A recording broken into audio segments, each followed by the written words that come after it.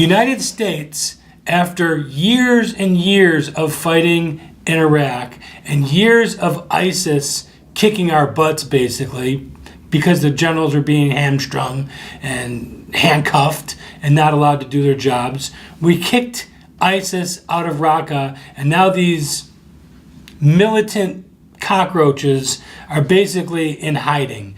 This is a huge development, and of course you're not going to hear it on CNN, the fake news story You're not going to hear it network. in any of the media, because it's a great victory for the new administration that's now taken over in Washington. So ISIS has been on the run for the last 6 or 7 or 8 months, completely wiped out of their hometown of Raqqa, and on the verge. It started. Right, and on the verge of defeat. Obama called it the JV team. You know, they're not important. They're just like the JV team. Now, they're probably going to just go in hiding until we leave, and then they're going to spur back up again.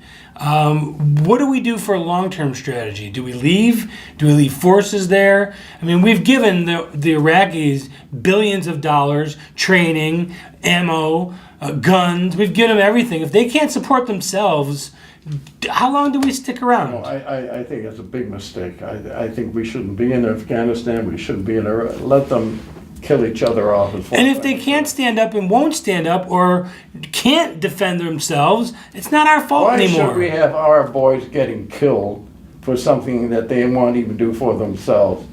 And the people that are, it's not only ISIS, but the people that basically are supporting ISIS. These people hate the United States, especially the United States. They hate Israel. They hate any country the West that goes along with the Western way of life.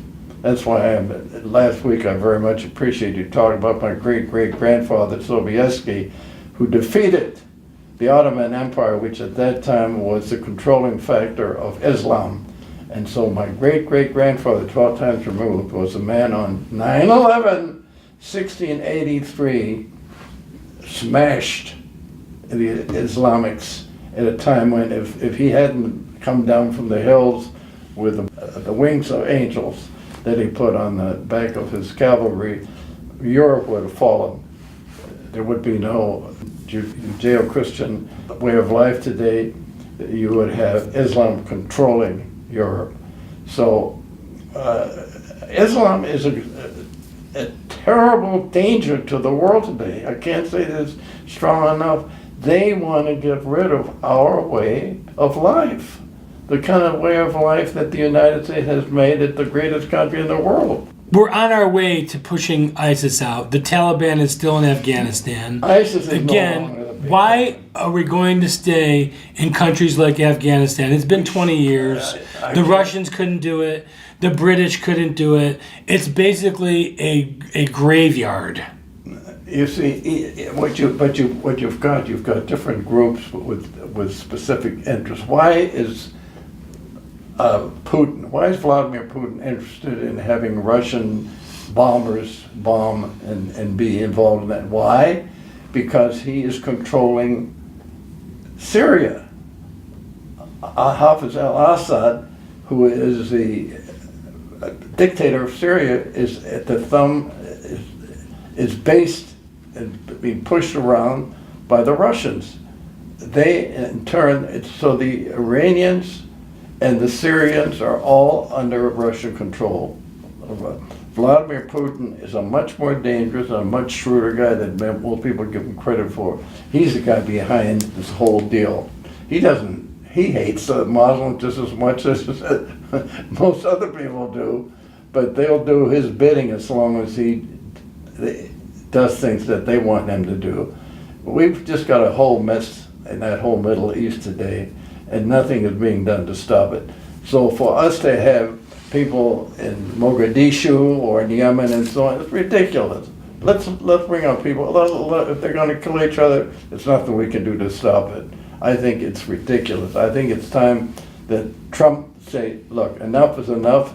We're going to take care of the United States of America. And if we have as much oil as you talked about in the last segment, then we're not over there for oil anymore. That's not our motive.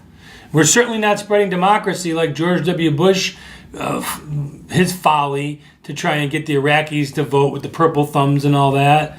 So we need to bring our boys home. Do you know that we can generate as much oil as OPEC does in its entirety if we really went all out?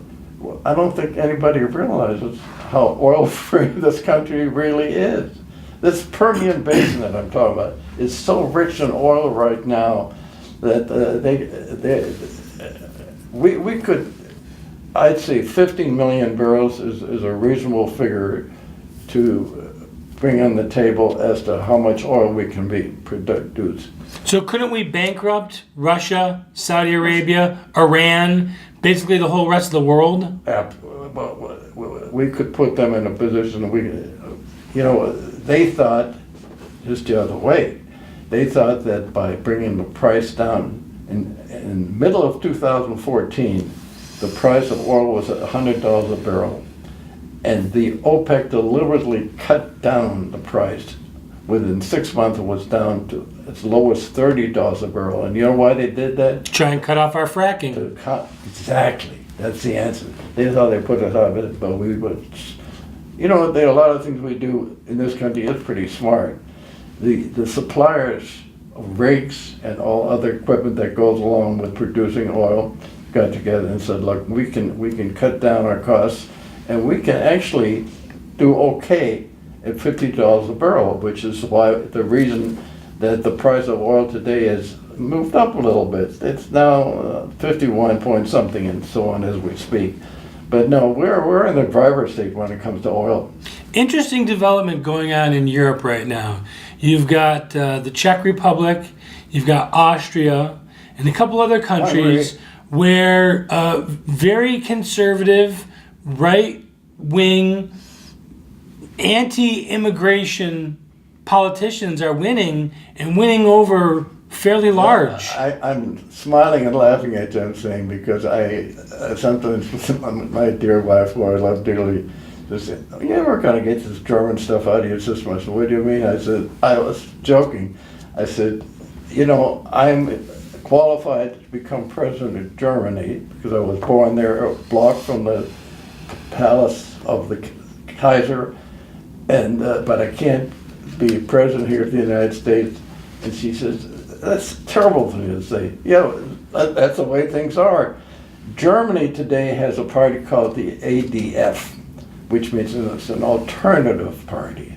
It says do you know how much they got in this last election in September? Angela Merkel won again, but as chancellor. Yeah, as chancellor.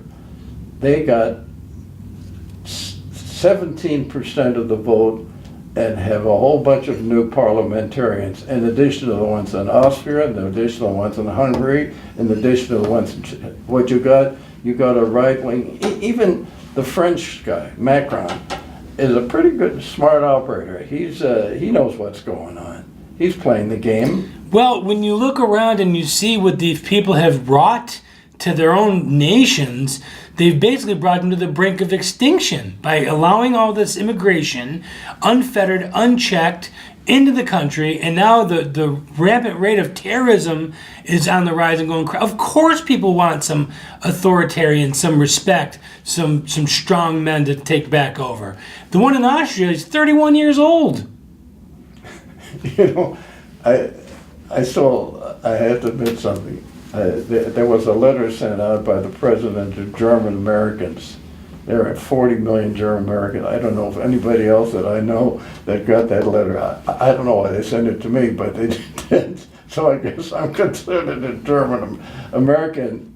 What was the letter? According to Trump, it was a general letter. It was, but the point of the whole thing is that I still get German newspapers and things. I follow things over there, and they had an ad that made me really laugh.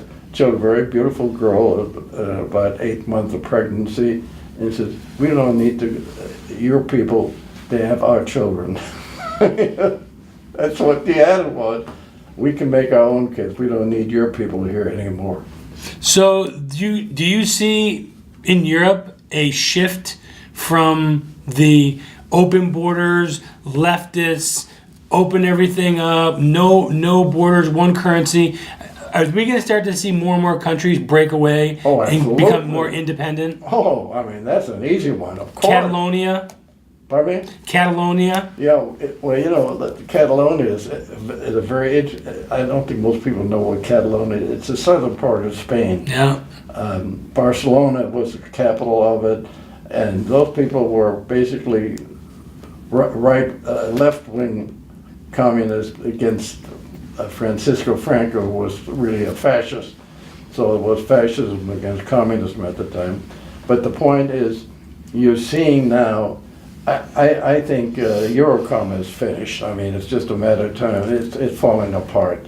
It didn't work. And the Germans want the Muslims out of there. They realized that Angela Merkel really did them a bad deed. They had nobody else at this point. But I'll tell you, this will be the last time that she'll be reelected. I would hope so, because I was surprised that she got elected this last time.